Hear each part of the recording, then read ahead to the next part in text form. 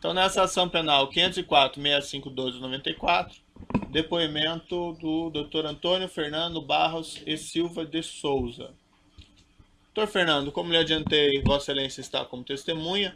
Na condição de testemunha, Vossa Excelência deve responder as perguntas que lhe forem feitas, certo? Sim. Eu vou adverti-lo apenas por força de lei, o doutor conhece a lei, que se Vossa Excelência faltar com a verdade, fica sujeito a um processo, certo? Dito isso, eu passo a palavra à defesa do senhor Luiz Inácio. Bom dia, doutor Antônio Fernando. Bom dia. Eu pediria a Vossa Excelência se pudesse descrever como é que foi o processo de nomeação de Vossa Excelência para o cargo de Procurador-Geral da República. Eu exerci 2 mandatos. Em ambos os mandatos, a escolha foi precedida de uma lista feita pela Associação Nacional dos Procuradores da República, e nas 2 oportunidades eu fui o mais votado. Não houve nenhum dado especial em relação a isso. A lista foi encaminhada e houve a decisão de nomeação. Correto. E o presidente da República à época, o ex-presidente Lula, então, nomeou Vossa Excelência como primeiro colocado na lista elaborada pelos seus pares, correto? Exatamente isso.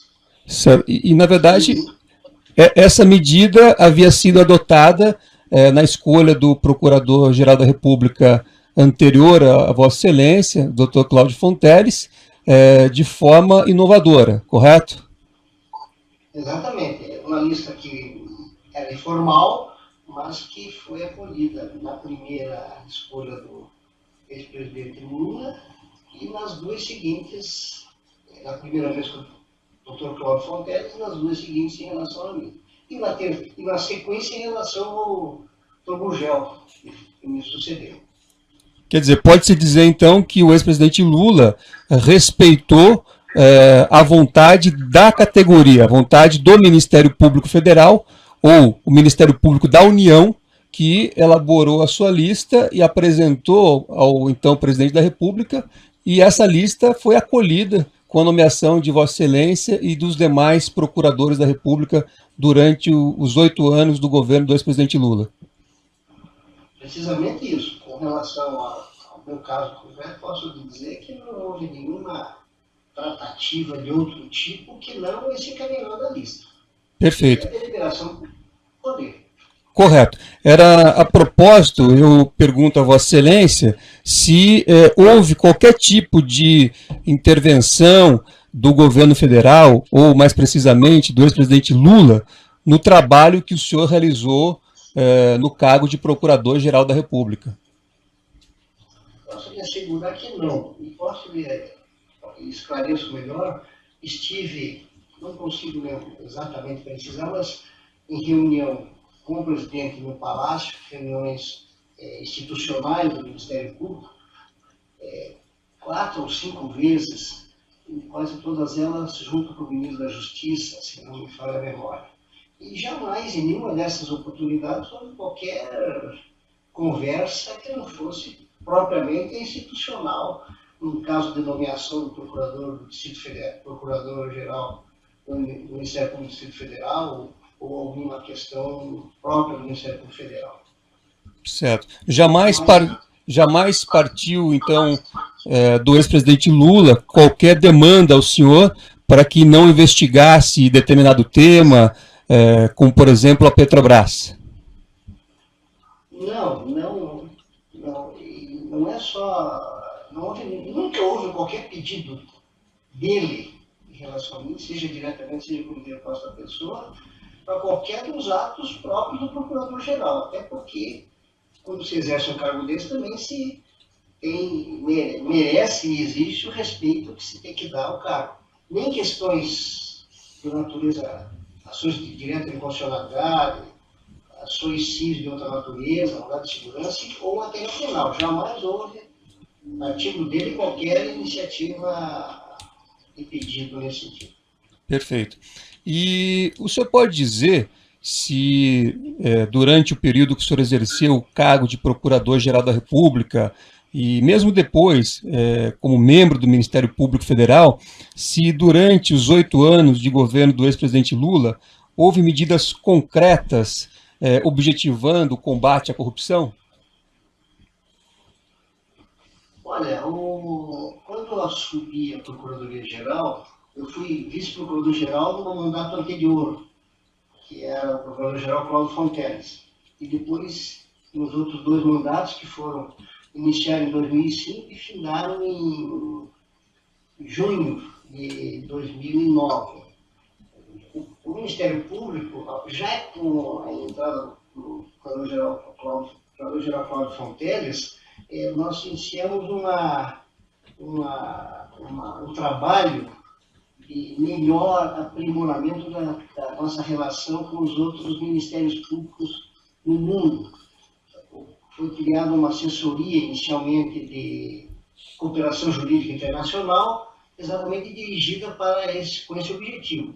Sem que tivesse ouvido, no meu período de mandato, também essa assessoria foi implementada com mais vigor ainda, e dentro das condições que existia naquela época no plano internacional de cooperação, houve um grande desenvolvimento sem qualquer interferência de quem quer que seja.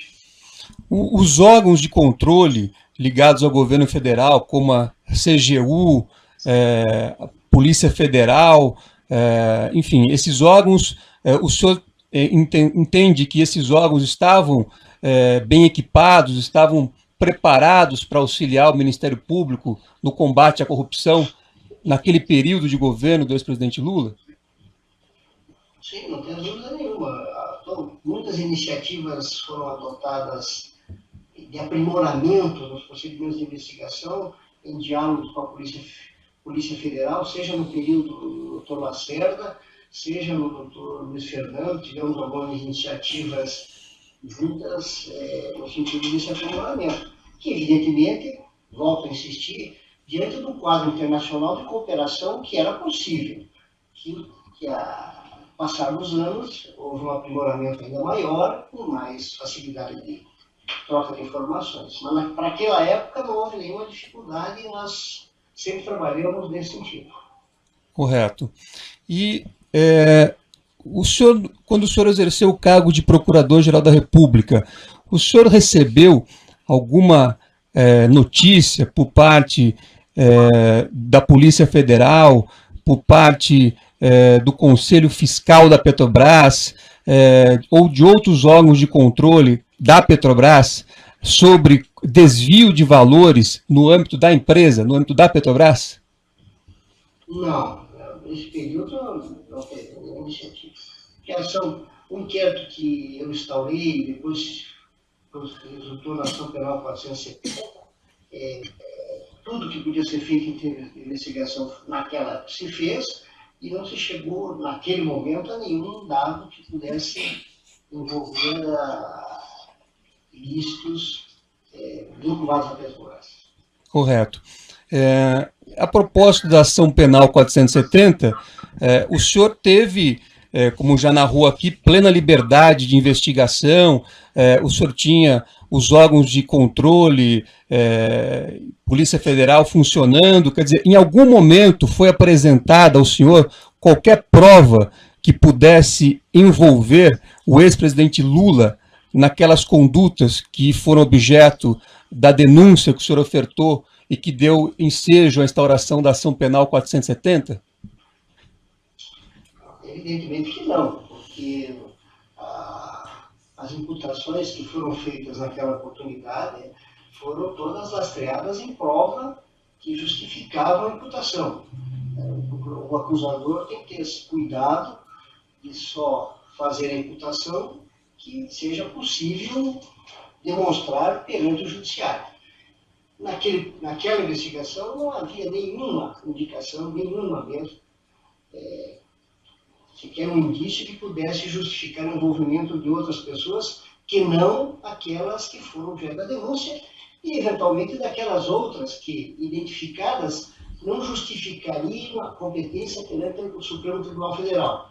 Tanto que foram feitos acima de 40 pedidos de encaminhamento de provas para outros juízos e tomaram o rumo que é cabível nessa relação. Mas quanto a envolvimento, não. E, além disso, depois do oferecimento da denúncia, foram ajuizados alguns pedidos perante a Procuradoria-Geral, especificamente em relação à eventual conduta do presidente Lula, e neles eu despachei por escrito, dando as razões pelas quais não havia nenhum fundamento para aquela iniciativa. Correto. Então, mesmo com toda a investigação, quer dizer, não houve nenhum apontamento que pudesse envolver o nome do ex-presidente Lula, e por isso o senhor não o incluiu na denúncia e nem nos atos subsequentes, correto? Exatamente.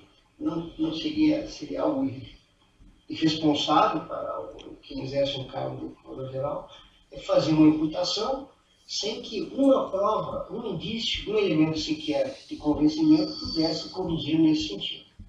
A denúncia não é um ato de vontade arbitrário do acusador, senão um ato vinculado ao contexto probatório que ele tem à sua disposição. Correto. Nessa linha, o senhor deu uma entrevista no dia 17/8/2012 ao portal G1 e disse que processar Lula seria um ato político. Isso decorre justamente dessas colocações que o senhor fez há pouco, ou seja, não havia nenhuma prova, logo o Lula não poderia ser processado, correto? Sim, quando exerci o cargo, eu procurei manter a minha conduta pautada exatamente nesse comportamento. Se tiver elementos probatórios que indiquem a existência de um ilícito, deve-se oferecer a denúncia, ou, se não é o caso ainda, pedir abertura de inquérito.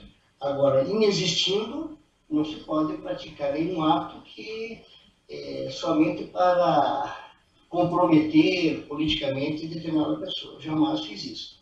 Correto.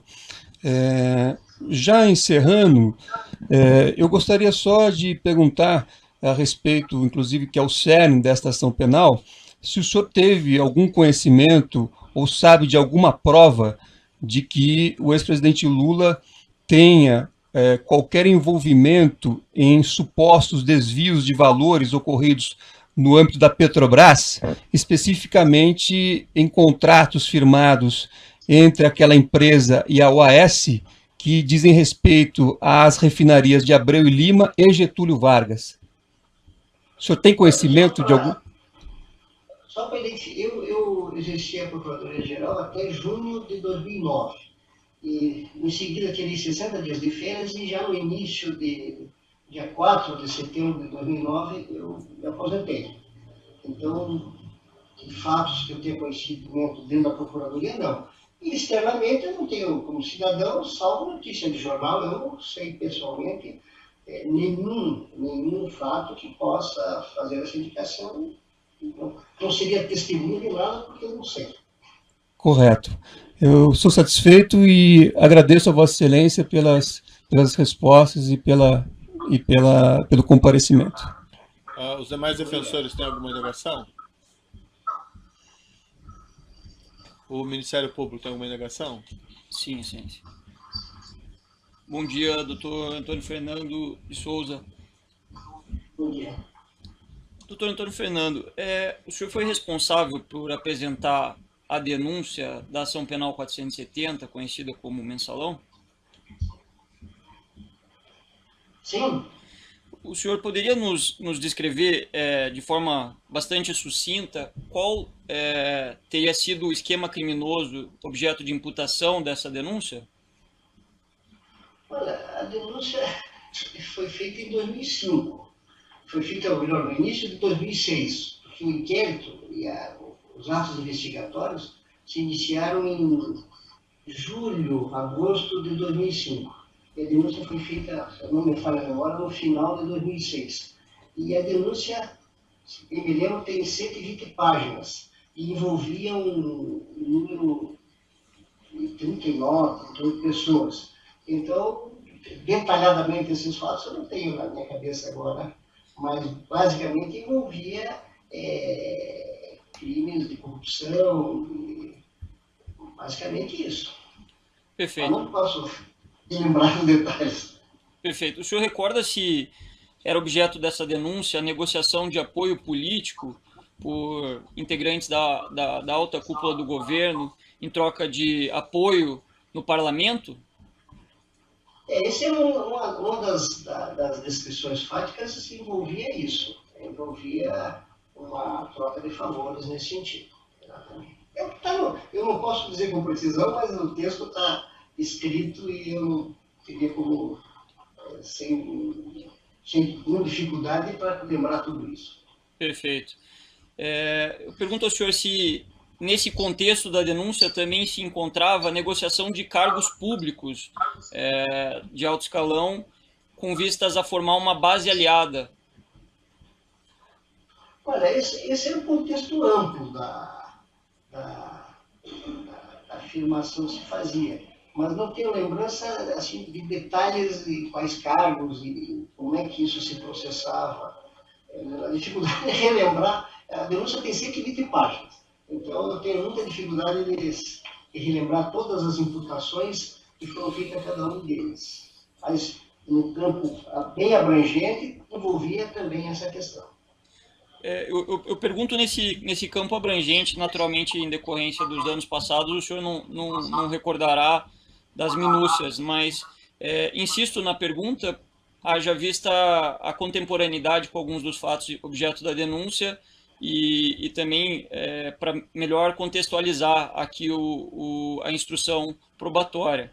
Se o senhor recorda qual seria a participação do então ministro da Casa Civil, José Dirceu, nesse esquema criminoso?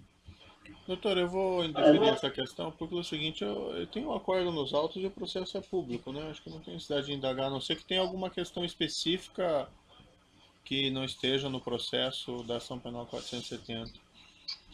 Senão, a esmiuçar aqui o conteúdo dessa ação penal não é próprio para esse processo. Perfeito. Né? Já existe isso nos autos, não tem necessidade de indagar isso a testemunha. Eu indago, então, Vossa Excelência, doutor Antônio Fernando, se o senhor recorda, houve interrogatório do doravante réu pelo doutor no âmbito da ação penal 470, no interesse da instrução da investigação? Previamente ao oferecimento da denúncia, eu não entendi o momento. Isso, no âmbito da investigação, da investigação que culminou no oferecimento da denúncia na ação penal 470, o senhor recorda se o então presidente Luiz Inácio Lula da Silva foi interrogado sobre os fatos? Olha, eu não tenho lembrança. Esse trabalho de investigação foi compartilhado. Tiveram me assessorando uma subprocuradora-geral, um procurador regional e um procurador da República. Nesses atos de instrução que envolvia ouvir de testemunhas, de pessoas, exame de documentos, grande parte eram feitos por estes. Inclusive, esses membros do Ministério Público acompanhavam também a CPI que estava instaurada no Congresso. Agora, eu não tenho lembrança se eu com certeza não fiz, salvo se foi pedido informações. Agora, isso teria que ver nos autos, eu não tenho lembrança. Então, o senhor não recorda se houve ou em havendo, qual teria sido a versão apresentada pelo ex-presidente sobre esses fatos? Senhor juiz, eu queria começar com relação à pergunta, porque, evidentemente, como Vossa Excelência mesmo disse, se houve interrogatório ou não houve interrogatório, o que ele disse ou deixou de dizer, isso está no processo, está nos autos. Quer dizer, e é óbvio que a testemunha não vai se lembrar depois de 15 anos, de 10 anos dos fatos, 11 anos dos fatos.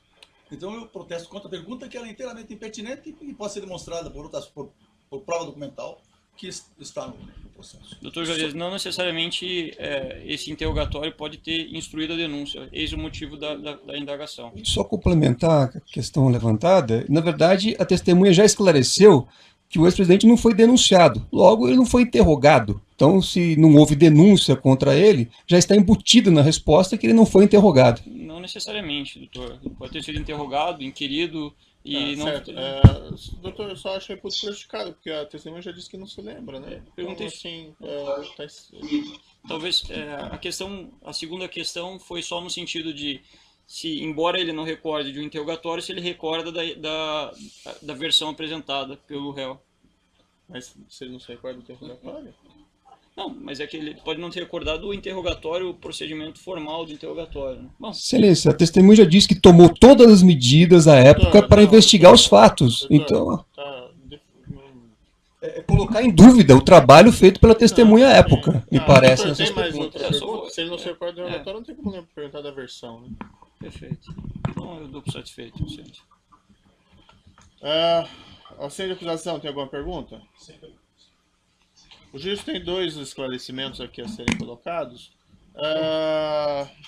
Doutor Fernando, no período em que Vossa Excelência foi procurador-geral, o doutor se recorda se direto ou indiretamente recebeu alguma notícia-crime ou algum pedido de solicitação vindo da Presidência da República para apuração de eventuais crimes havidos na Petrobras?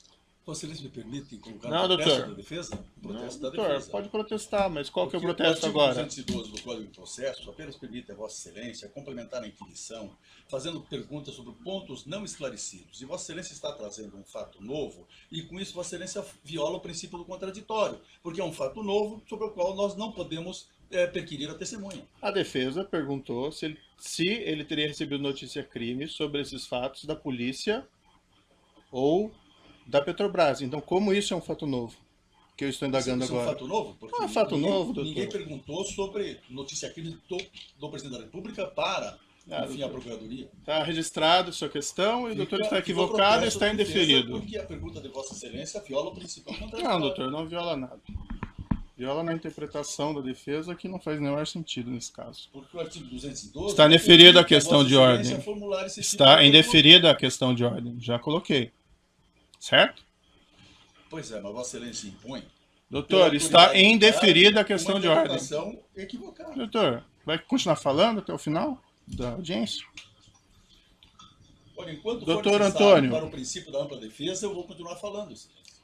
Doutor Antônio Fernando, como eu indaguei, algum momento durante a sua gestão, o doutor recebeu alguma notícia-crime ou solicitação da Presidência da República para apuração de crimes havidos na Petrobras? Só antes de responder, só um esclarecimento que talvez em relação à pergunta anterior, porque o critério que eu adotava, como também o Dr. Cláudio adotava, em relação a representações, em relação a autoridades, senadores, deputados ou ministros, sempre que recebia uma representação, eu fazia um encaminhamento por ofício pedindo informações. Então, pode ser, eu não tenho certeza, de que isso tenha acontecido naquele caso em relação ao presidente. Só para dar esclarecimento, mas eu não tenho absoluta certeza. Em relação a qual caso, doutor? Desculpe. A questão anterior, saber se foi inquirido, não foi, se o presidente Lula foi inquirido Sim, ou não. perfeito. Eu só digo, pode ser que eu tenha adotado esse procedimento, não tenho certeza. Mas se tiver, está lá nos autos. E com relação à pergunta de Vossa Excelência, não tenho lembrança. Mas todos os procedimentos que ingressaram na Procuradoria eram autuados e eram objeto de um despacho positivo ou negativo ou de alguma providência. Não tenho lembrança de que tenha, oriundo da Presidência da República, um pedido nesse sentido. Não tenho lembrança. Alguma notícia-crime ou solicitação no sentido, por exemplo, de eventuais suspeitas de acertos de propinas em contratos da Petrobras? Eu não tenho lembrança, mas o que me ocorre assim, com mais firmeza é de que não teve. Mas faço essa ressalva. Se teve, foi objeto de alguma manifestação expressa nesse sentido. Relativamente a esses fatos que foram objeto da ação penal 470, o senhor, Vossa Excelência, chegou a ter na época alguma solicitação verbal ou por escrito ou algum incentivo por parte da Presidência da República para que fossem apuradas as responsabilidades sem qualquer espécie de receio? volto a insistir pelo que disse. Nunca houve conversa seja com o presidente da República, com outras pessoas, sobre as minhas atuações. Nunca houve. Então, nem sugestão de fazer, nem de não fazer, não houve nada. Eu agi com o apoio de 3 membros da instituição, que davam apoio também junto à CPI, e me municiavam com o material que era colocado, que era metido lá. Mas não houve nenhuma tratativa com ninguém, nem com o presidente. Então, era esse esclarecimento do juízo. Eu declaro encerrado, então, o depoimento do Dr. Antônio Fernando Barros e Silva de Souza. Pode encerrar a gravação.